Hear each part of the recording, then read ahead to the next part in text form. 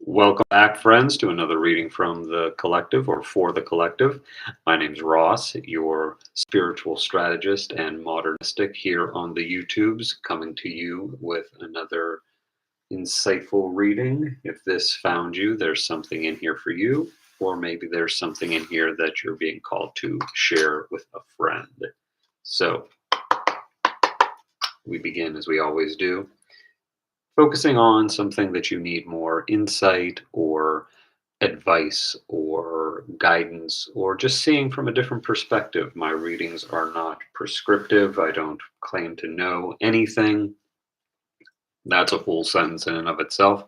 I'm just offering alternatives, new ways of seeing, and we all want to see differently. We wouldn't be here if we didn't. So, focusing on that intention or bringing your attention to that question that you have. And we'll take 3 deep breaths, breathing in through the nose and out through the nose or the mouth, whichever is more accessible to you. If you do choose to breathe out through the mouth, I invite you to make a little sound, a sigh, a hum, something. And so, breathing in and out, and breathing in and out. And last time, breathing in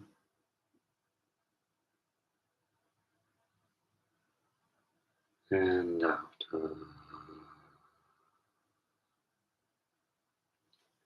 So let's see what the cards have in store for you today. Before I was tuning in, or before I turned the camera on, I was tuning in and was getting, okay, eager. I was getting the energy of home, not just where you live and where your body rests at night, but the home, the tribal home, the home you grew up in, the family. Okay. So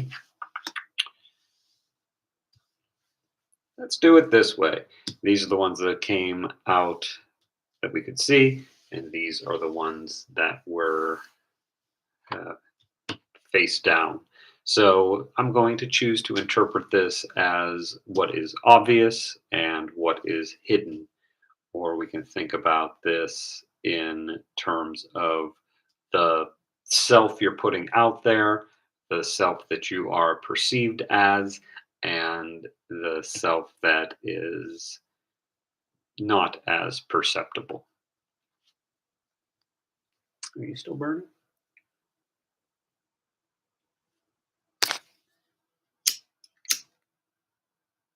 Can't have a reading without a risk of fire.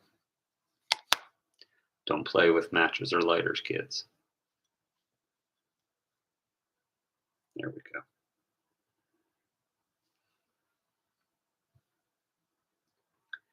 Yeah, so the version of you that is being faced outward versus the version of you that you keep hidden, or the version inside. So this has definitely come up before, the Three of Wands. This is that idea of the person who is exploring, who has explored maybe what they feel is the limits of their territory and is branching off into new worlds, new realms, seen here by the 3 ships. Where are we going? There we go. The 3 ships, those could be this character's messengers or emissaries returning with information or going out to find that information. And with the King of Pentacles here, it's giving the impression that, oh, this is interesting. Yeah, hang on, lots coming through. This is someone who is mature, not only in their material sense, like how they act in the world and the resources that they have, but they are, here we go, that looks good. They are also a master, we could say. They have brought that kingly idea of order to the exploration, whether that be in the real world, literally, starting new business ventures, starting new business relationships, or whether that is the exploration within and developing a relationship with your inner self or your inner parts and things like that.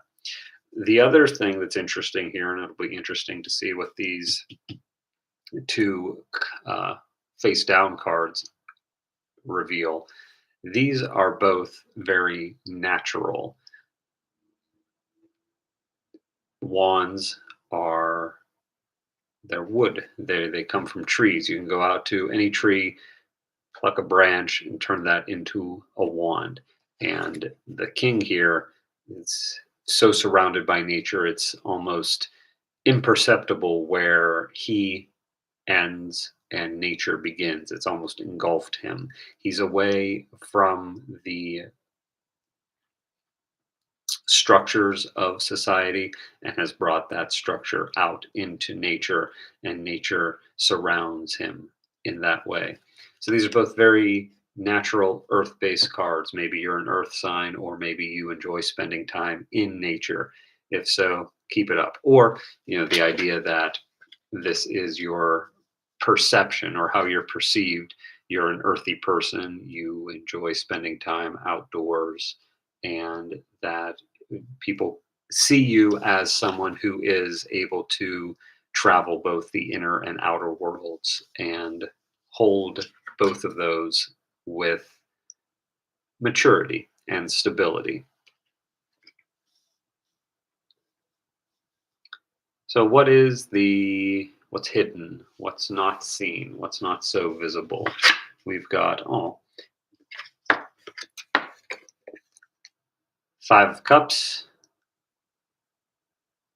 but it was reversed, which is good. And ooh, the moon. Love it. So, what do I want to say about these? So, cups, we've talked about before, being emotions, the element of water. And there's one day I'll get this right. There's water here in the moon card, and we'll definitely talk a little bit more about that later. This is the idea of grief, of loss. This character, we can't tell their gender, which suggests that grief comes to us all.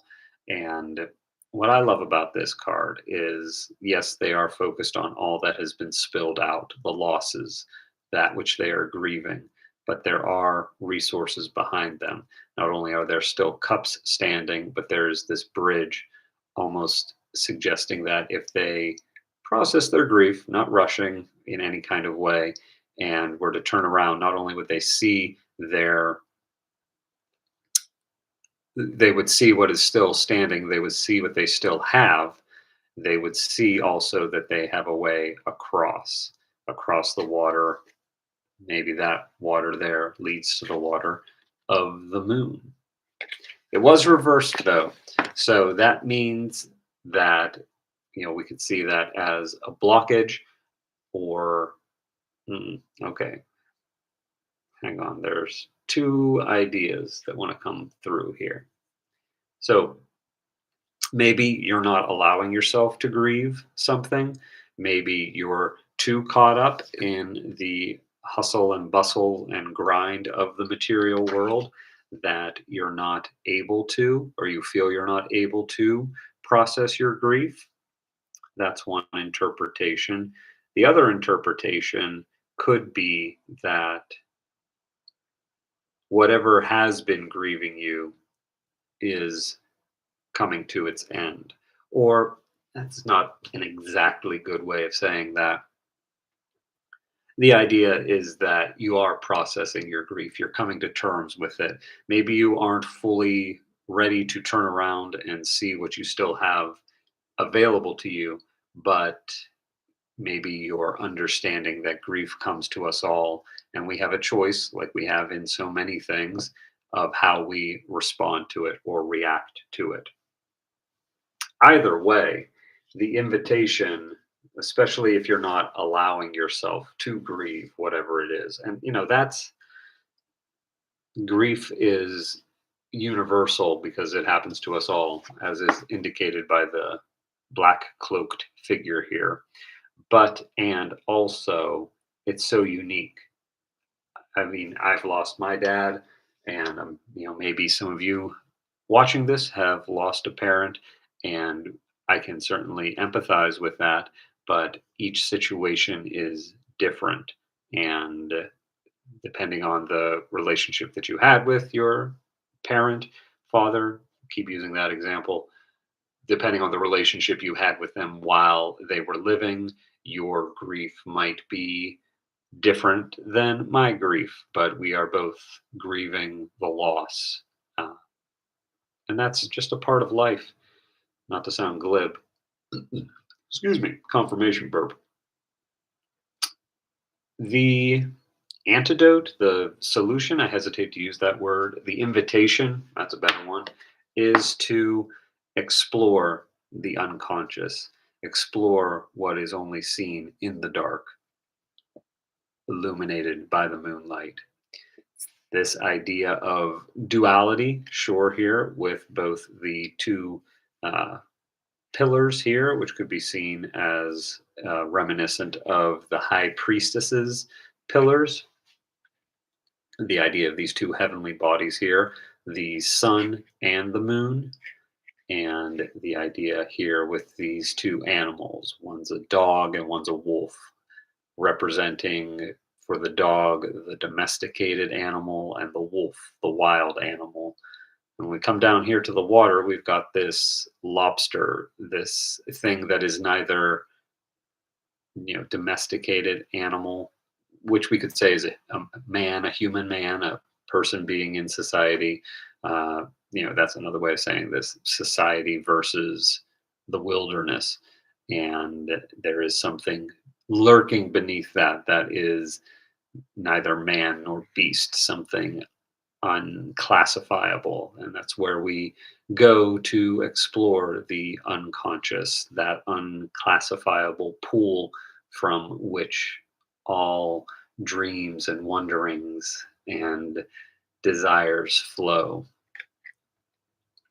And this is where, in the dark, in those solitude, in those moments of solitude, that we're able to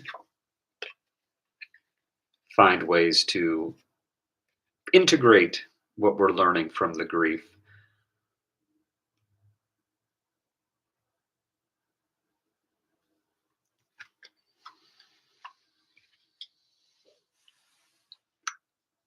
And this is also to speak to the idea that we're all carrying things, we're all healing from things that we don't talk about. You might be putting out the image of someone who is successful, someone who is able to transcend the feeling, the emotional world, and the Achoo!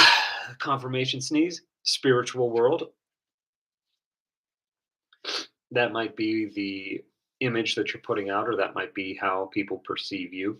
But there are those things that we don't understand, that we can never understand.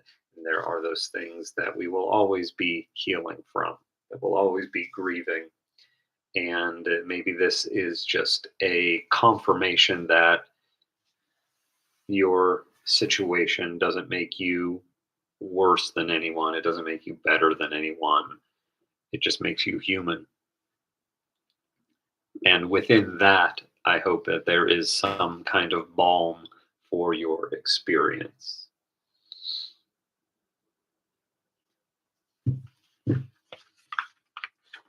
I'd like to see what Hafiz has to say about your experience. What would Hafiz say about grief? Let's find out. So, Hafiz, is there anything that we can add to this? Anything that you would like to add to this? Any extra clarification? Any extra nuance? Any way to bring this all home for the folks? And to the folks at home, I thank you for being here. I thank you for liking, sharing, and subscribing, doing all the YouTubey things. And I do post these readings every Tuesday and Thursday for the collective. So be sure to check back here for a new video then. And if you do find value in these readings, the donation links are in the description. So, what does Hafiz want to say about grief, about duality, about the masks that we wear, about the versions of ourselves that we are, about putting ourselves out there versus the version of us that we keep behind the veil?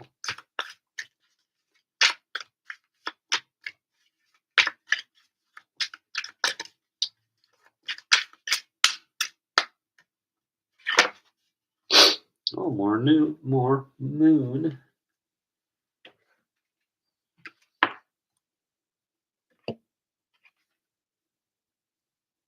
Can you see that? There we go. Maybe create silence.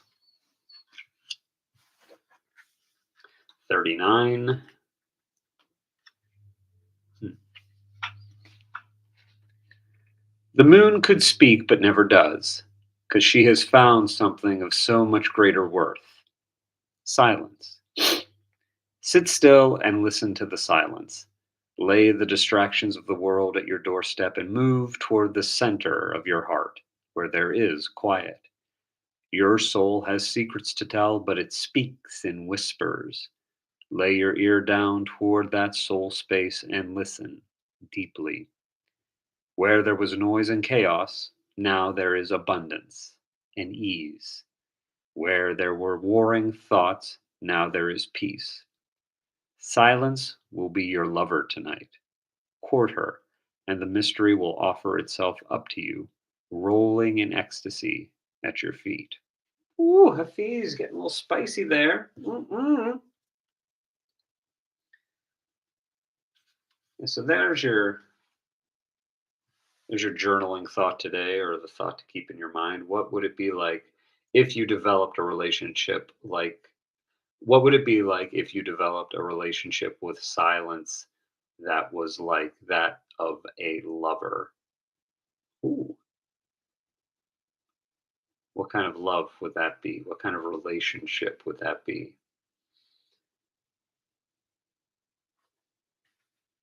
And the world doesn't do much to offer us moments of silence, so we have to create it for ourselves. Oh, and this idea was coming through while I was reading this. Where there was noise and chaos, now there is abundance and ease. Where there were warring thoughts, now there is peace. You wouldn't be putting out this image, the outer image that people perceive you as. You wouldn't be exuding that if you weren't already in possession of it. As A Course in Miracles says, perception is a mirror, and what we see is our state of mind reflected outward. So you have this in you. And if it's any consolation or any uh, balm, is the word again, word of the day. If it's a balm to you, then I would just point out that whatever you have been grieving, whether in the past or are grieving presently, you've gotten through. You have lived through 100% of your worst days. You have gotten through all of the bad stuff that has happened to you. So, like I said, each situation is different, and I don't mean to be prescriptive, but you can look back at your life and see the moments where you did transcend, where you did move on, where you got to a plateau, you stopped, you rested, and then you went onward. And the invitation here seems to be to, like I was saying before, be with those inner parts, inner self, inner thoughts. Allow yourself to create that silence. And I wasn't getting as spicy as Hafiz here, but hey, that's Hafiz. And yeah, court the silence, love the silence. Let it let it lead you to ecstasy tonight. 2002, as I was just finishing that, a situation is reversing. And that's whatever it is you're grieving or processing. So I am so thankful that you have joined us today. Like I said, if this resonated with you, leave a like, leave a comment. If you think someone else might benefit from this, feel free to share it with them. And there is good news on the horizon for you in your situation. Don't doubt that. The balm is coming, the solution is coming. And if you want it to get here quicker, then create silence. And that feels complete. So I just want to thank you again for joining us and remind you that we do post these every Tuesday and Thursday. And I also have an online meditation Reiki experience happening for the 2/2 portal on February 2nd, which is also my birthday. So I'm pretty excited about that. I'll leave that information in the link below. Where are we going to put that? Link below.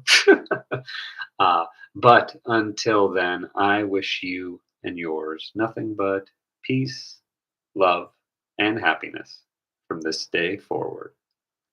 Take care, friends.